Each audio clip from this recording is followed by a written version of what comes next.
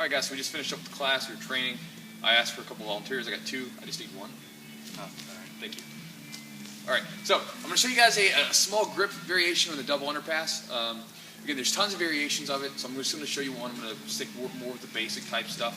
Okay, lay down.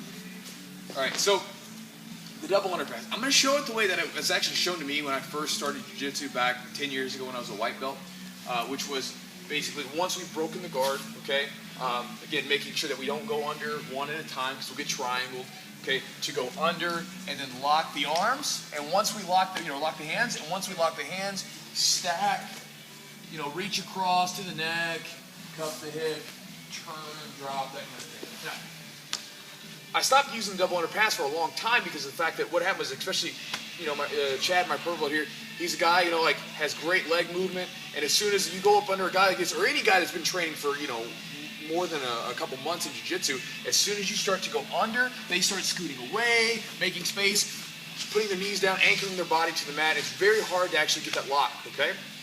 So we're going to look at a small a change of the grips, okay?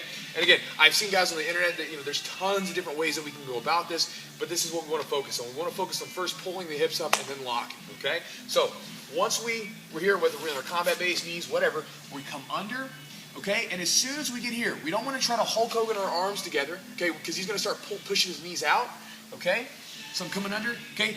If it's the gi, I can grab the belt, I can grab the pant material, or I can grab the upper thigh. Okay, I kind of like grabbing the upper thigh, and if he pushes his knees out, it actually helps a little bit, because now I can pull up very easily, okay?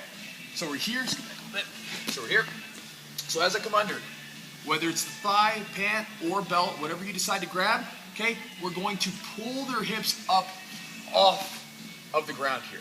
Now, if he tries to push his knees out, it doesn't stop anything. And if he tries to scoot away, he can't, okay? So this is what we want to do. Now we can lock and stack our weight down. Now from there, guys, we'll just go ahead and go about the basic way of finishing the double underpass, which is going to be opening that collar, gripping that into the collar here with the cross grip going across the body, thumb in, okay? Making sure it's nice and tight, and we want to be right against the neck, put pressure. From here, this hand on the other side is going to cup the hip here. I'm going to drive his knee to his face, and I'm just going to turn. Almost if you're it's like you're looking back to someone, okay? Just turning our shoulder down. Boom. Now, this hand right here is blocking the hip immediately, and sometimes you can even start looking for a bread cutter choke here. Boom. Okay? But if nothing else, you're putting a lot of pressure on that person, and it's going to make them, sort of just basically accept the movement. So again, right here, we go under. So instead of trying to grab the hands together first, let's go ahead and get whatever grip we want and start to pull this person up. And if you drill this with your partner, have your partner push their knees down so you get a good look. Grip, okay? And again, I like to grab a gable grip first just to control the legs, and then stack.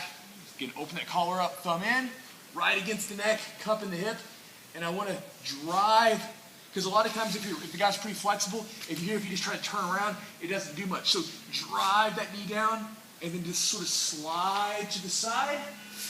You're already putting pressure on the neck, and you've got the hand blocking the hip, okay? Let's get one more angle here to the side.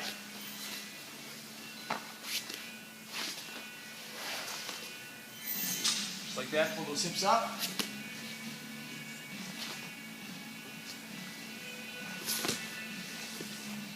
And if you guys notice, once I've passed, my toes are still digging into the mat, okay? There's a lot of times I see guys, as soon as they pass, their feet go dead and they just get here. I'm down here, I'm putting pressure forward, so if he starts trying to move, I'm going to be right with him, okay? So I can continue to drive. That's something, just a little small thing. When you're inside the guard, have your feet active, and once you pass the guard, don't let those toes go dead. Keep them here, because the guy's good, he's probably going to start moving, okay? So continually push into him and drive with those feet. That'll give you a little added pressure, and it'll help you in case he starts to defend, okay?